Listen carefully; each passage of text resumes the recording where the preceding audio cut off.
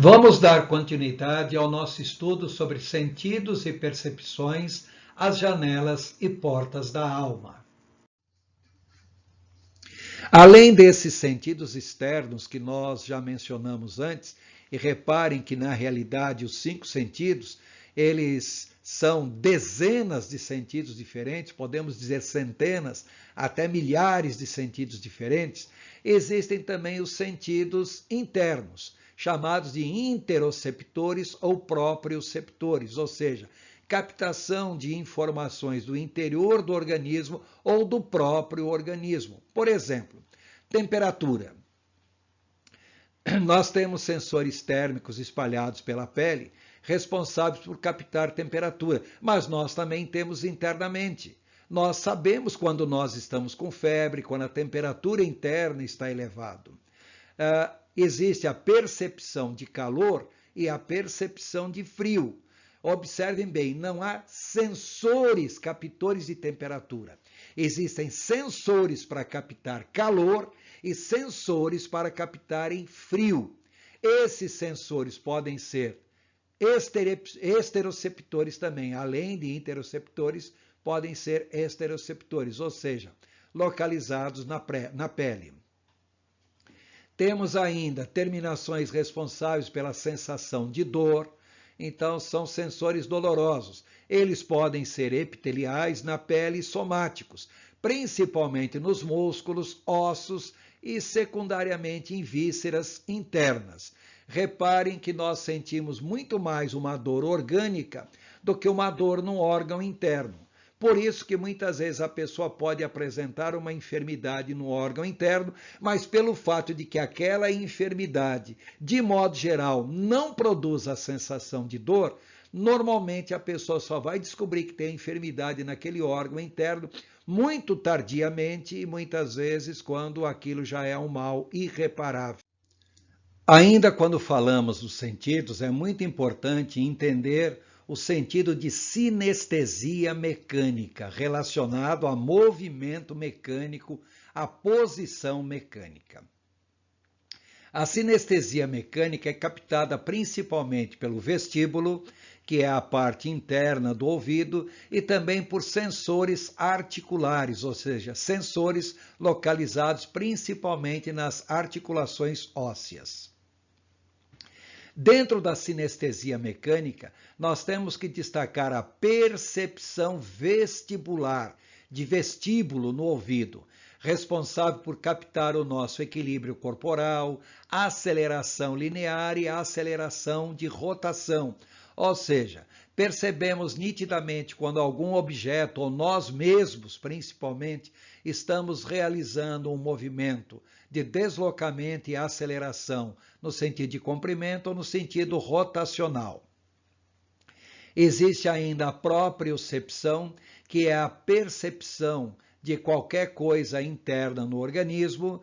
Temos ainda a percepção mecânica, percebemos isso através dos movimentos, ou seja, as articulações realizam movimentos e essas terminações nas articulações fazem com que nós percebamos esse movimento e também o alongamento muscular. Existem sensores nos músculos que fazem com que nós tenhamos a percepção muscular, a percepção mecânica. Ainda em termos de sinestesia mecânica, é importante nós falarmos em posição física e o equilíbrio no ambiente físico. Ou seja, nós conseguimos saber perfeitamente como nós estamos fisicamente no ambiente. Deixa eu dar 2 exemplos para que vocês possam entender isso claramente. O primeiro exemplo, vocês já viram um cego comendo? Ele não está enxergando a comida, ele não está enxergando o prato, nem tampouco enxergando o garfo, mas ele consegue, devido ao treino, entender o deslocamento do garfo no interior do prato. Por isso que os pratos têm aquelas abazinhas. Ele pega a comida e leva à boca. Ele não está enxergando a sua boca, mas ele acerta levar o garfo até a boca? Claro que sim. E por que ele acerta? Porque ele já treinou isso várias vezes, então a percepção do movimento nas articulações da mão, do braço, do próprio corpo, o alongamento muscular faz com que ele acerte a posição da boca sem grandes dificuldades. Algumas pessoas praticam mergulho. E é muito comum, quando uma pessoa vai fazer mergulho, pegar alguma corrente marítima, corrente de água em grandes profundidades. Quem já pegou essas correntes sabe como isso é horrível. A pessoa muitas vezes é jogada de um lado para o outro, para cima, para baixo, vira cambalhota, se contorce toda, não consegue nem se localizar mais de maneira correta como ela está. Mas vocês já notaram que não importa como a pessoa esteja revirando, ela tem a noção de onde é para cima? Por quê? Isso também é sinestesia mecânica. Qual é a tendência? O que a pessoa vai querer fazer numa situação dessa? É realizar um movimento para cima. Algumas pessoas são tão desenvolvidas em sinestesia mecânica que acabam tendo uma grande inteligência espacial. São, em geral, aqueles bons atletas, os bons ginastas, eles são muito desenvolvidos nesse aspecto. Temos ainda que destacar as percepções internas do organismo, ou seja, os órgãos internos, que nós chamamos de vísceras, órgãos ocos, normalmente eles são revestidos, aliás, todos eles são revestidos de uma membrana chamada mucosa. E essas mucosas, essa pequena membrana, aquela pelancazinha, quem já abriu alguma vez na vida um intestino, um estômago, ou já viu um coração de boi, viu essa pequena pelanca. Nessa pelanca, nessa membrana, existem terminações nervosas que servem para mostrar para a pessoa, por exemplo, pressão sanguínea, ou seja, pressão arterial e pressão venosa ou pressão venal. É a membrana dos vasos sanguíneos que determina isso, a temperatura do sangue na cabeça, existem terminações nervosas também que percebem tais coisas, a oxigenação do sangue, o nível de saturação de oxigênio e gás carbônico do sangue, o volume de ar nos pulmões, a acidez ou pH do líquido céfalo-raquidiano, o fluido cérebro-espinhal. Temos ainda as chamadas percepções digestivas. Elas analisam a diferença de nível de glicose no sangue arterial e dirão se a pessoa está com fome ou não.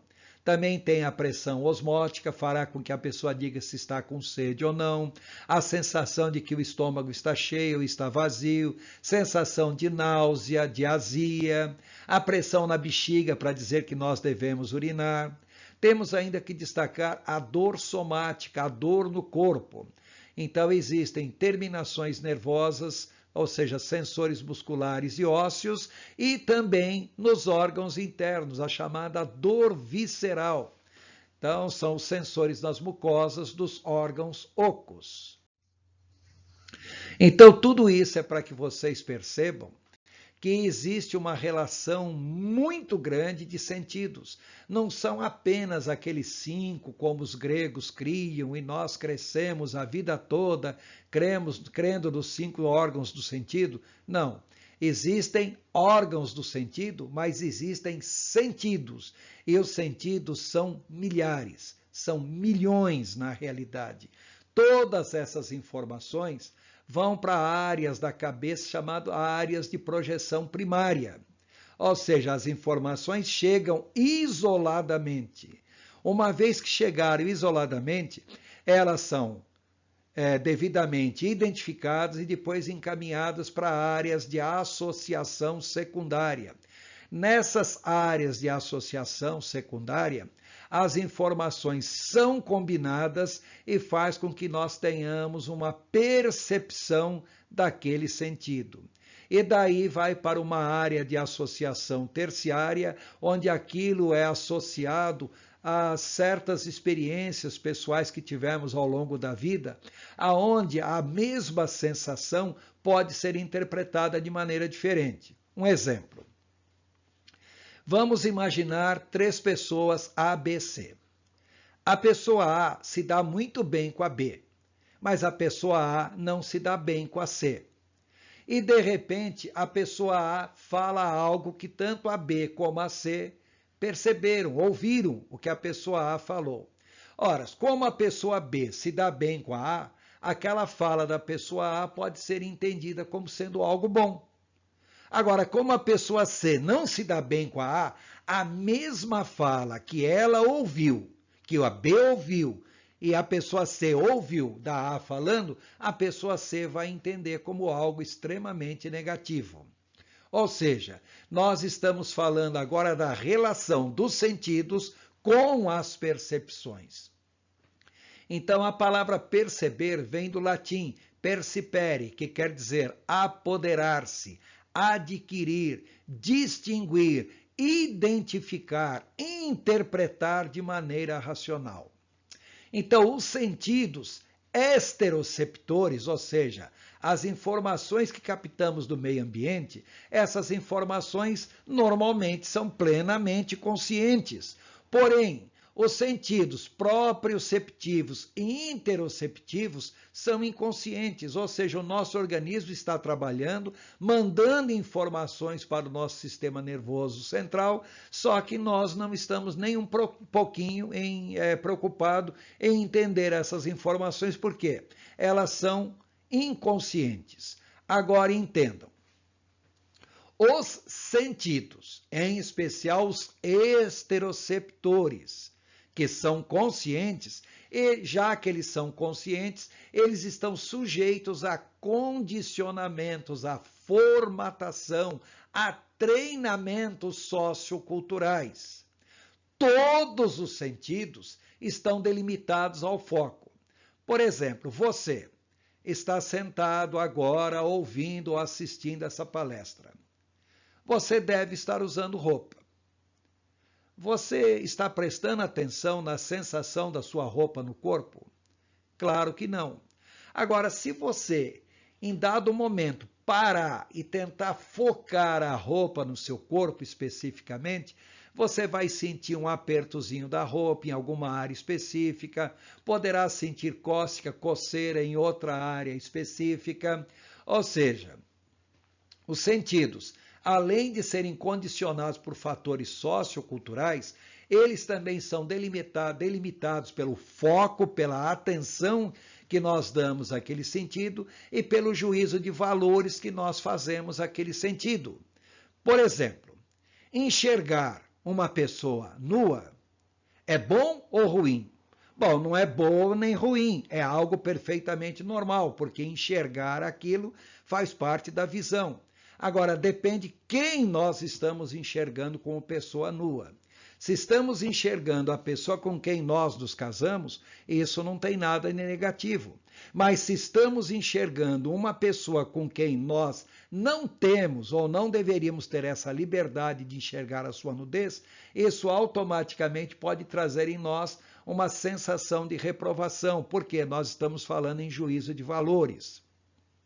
Portanto, todos os estímulos do ambiente externo chegam ao indivíduo através de um ou mais dos sentidos. No entanto, tenha em mente, essa informação chega em áreas de percepção primária. Isso vai para áreas de associação secundária, aonde a interpretação daquela informação poderá ser completamente diferente de indivíduo para indivíduo. O modo como os estímulos são percebidos, identificados, processados e armazenados na memória e posteriormente acessados e respondidos variam muito de indivíduo para indivíduo. Ou num mesmo indivíduo, varia de acordo com a circunstância, de acordo com o tempo. Ou seja, entre o estímulo e a resposta, existe a percepção do estímulo ou o modo como a pessoa entende o estímulo. Então, receber uma informação sensorial é uma coisa. Perceber essa informação sensorial é algo completamente diferente. Entendo que a maioria dos problemas psicológicos e de relacionamentos não é a causa por algum evento externo ou interno, mas sim pelo modo como o mesmo é percebido, ou pela dificuldade de adaptação das pessoas ao seu meio ambiente. Ou seja, recebemos as informações. Como nós vamos reagir a essas informações? Ou seja, como nós vamos perceber essas informações? O modo como nós percebemos essa informação vai fazer com que nós apresentemos diferentes reações.